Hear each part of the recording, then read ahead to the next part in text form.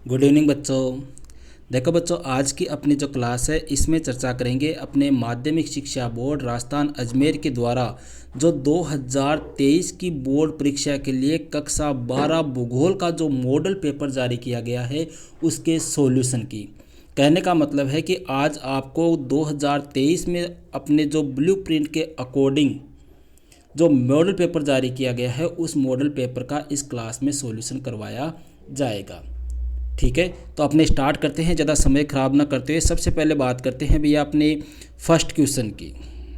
देखो, first question है आपके सामने, नवनिश्चयवाद की संकल्पना किसने प्रतिपादित की थी। मतलब नवनिश्चयवाद की जो अवधारणा थी वो कौन से वैज्ञानिक के द्वारा, कौन से भूगोलवेत्ता के द्वारा दी गई थी। तो ये चैप्टर आपको पढ़ाया हुआ है और इसका आंसर जो है वो क्या हो जाएगा, आपके Griffith Taylor. Okay, second question की बात करते हैं भैया। निम्नलिखित में से कौन सी जनसंख्या के कार्यशील आयु वर्ग का प्रतिनिधित्व करती है। कौन सी जनसंख्या कार्यशील आयु वर्ग मतलब जो काम करते हैं। ठीक है, तो 15 से 65 वर्ष, 15 से 66, 15 से 64 और 15 से 59। तो इसका आंसर क्या हो जाएगा, 1559 वर्ष। थर्ड क्वेश्चन की बात करते हैं भैया। थर्ड क्वेश्चन है अपने, मानव विकास की अवधारणा निम्न में से किस विद्वान की देन है। मानव विकास की अवधारणा, बड़ा इजी सा क्वेश्चन है, ये किसकी देन है, अपने डॉक्टर महबूब उल हक की। नेक्स्ट क्वेश्चन है भैया अपने, निम्नलिखित में से कौन सा एक तृतीय क्रियाकलाप है। देखो अपने तृतीय खेती है, खेती भैया अपने प्राथमिक क्रियाकलाप है। ठीक है, बुनाई है, बुनाई भी नहीं होगा। व्यापार और आखेट, आखेट भी अपने कौन से में आ जाएगा, प्राथमिक में आ जाएगा। तो ये तो लगभग प्राथमिक उत्पाद हो गए, लेकिन आपके जो व्यापार है वह व्यापार कौन से में आएगा, तृतीय क्रियाकलाप में आएगा। भाई पहला जो है उसमें तो आपके खेती है, शिकार है, कृषि है, पशुपालन है, ये आ गए। द्वितीयक में आपके चीनी उद्योग, सूती वस्त्र उद्योग वगैरह जो वो आ गए आपके। तृतीयक में आपके बैंकिंग है, व्यापार है, संचार है, परिवहन है। तो इसमें व्यापार आ गया, तो व्यापार कौन से क्षेत्र का हो गया, अपने तृतीयक क्षेत्र का। मतलब जो प्राथमिक और द्वितीय क्षेत्र की क्या करते हैं, सहायता करते हैं, वो क्या कहलाते हैं, तृतीयक क्षेत्र।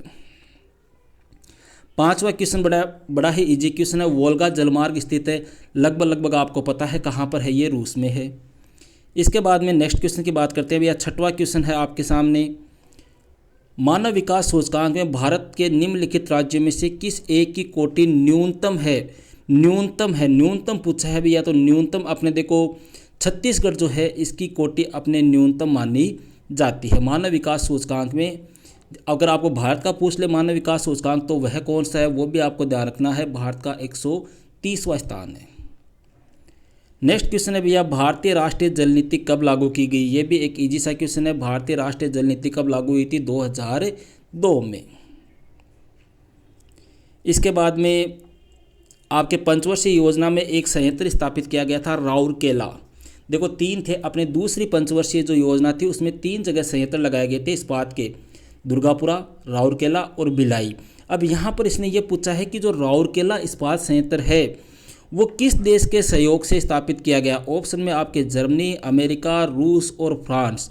तो भैया राउरकेला जो था ना वो अपने कौन से देश के सहयोग से स्थापित हुआ था, जर्मनी के सहयोग से हुआ था और द्वितीय पंचवर्षीय योजना के दौरान इनकी स्थापना की गई थी। नेक्स्ट है इंदिरा गांधी नहर परियोजना, बड़ा इजी सा क्वेश्चन है, 1958 में।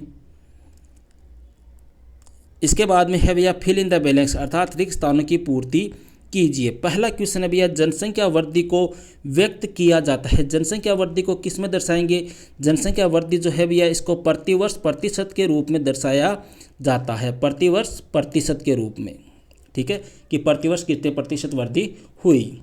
सेकंड है कि कृषि भूमध्य सागरीय क्षेत्र की विशेषता है। मतलब कौन सी कृषि मुख्य रूप से भूमध्य सागरीय क्षेत्रों में की जाती है, तो भैया अंगूर की जो खेती है, अंगूर की खेती कहाँ पे की जाती है, भूमध्य सागरीय क्षेत्रों में। थर्ड है भैया अपनी क्रिया ग्रामीण बस्तियों की मुख्य आर्थिक क्रिया है, ग्रामीण क्षेत्रों में मतलब गाँव के लोगों की मुख्य आर्थिक क्रिया जिसके माध्यम से वो अपनी आजीविका चलाते हैं। तो भैया गाँव में अधिकतर लोग जो है वो कौन सा कार्य करते हैं, कृषि का कार्य करते हैं। ठीक है, चौथा क्वेश्चन है भैया अपने दूसरे का चौथा है, यमुना भारत की सर्वाधिक प्रदूषित है। अब यमुना क्या है, आपको सबको पता है, यमुना भारत की एक क्या है, नदी है जो सबसे प्रदूषित नदियों की श्रेणी में आती है। इसके बाद में भैया छोटे क्वेश्चन, वेरी शॉर्ट टाइप के क्वेश्चन है, उनकी चर्चा अपने और कर लेते हैं। देखो यहाँ पे मैं आपको बड़े क्वेश्चन सोल्व नहीं कराऊंगा, ओनली छोटे छोटे क्वेश्चन आपको सोल्व करा रहा हूँ, क्योंकि बड़े क्वेश्चन में फिर आपका वीडियो काफ़ी लंबा हो जाएगा। तो तीसरे का पहला है भैया, किन्हीं दो बहुउद्देशीय नदी घाटी परियोजनाओं के नाम बताइए। बहुउद्देशीय का मतलब क्या हो गया, ऐसी परियोजनाएं जो बहुत सारे उद्देश्य पूरा करती है।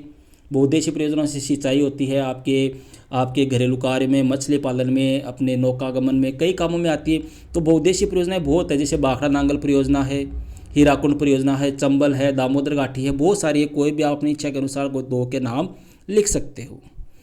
सेकंड है, वायु प्रदूषण के दो मुख्य कारण कौन से हैं भैया। वायु प्रदूषण क्यों होता है, वायु प्रदूषण के दो कारण बताओ।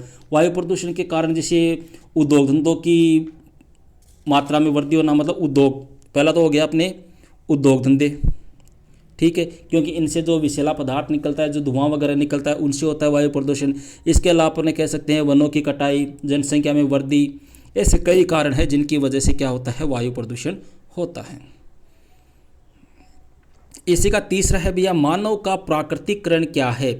मानव का प्राकृतिकरण, देखो सीधा सा ध्यान रख लो, जब मानव जो है या मनुष्य जब है वो प्रकृति के अनुसार ढल जाता है, मतलब प्रकृति के अनुसार कार्य करने लग जाता है, प्रकृति का वह विरोध नहीं करता है, वही क्या कहलाता है, मानव का प्राकृतिकरण।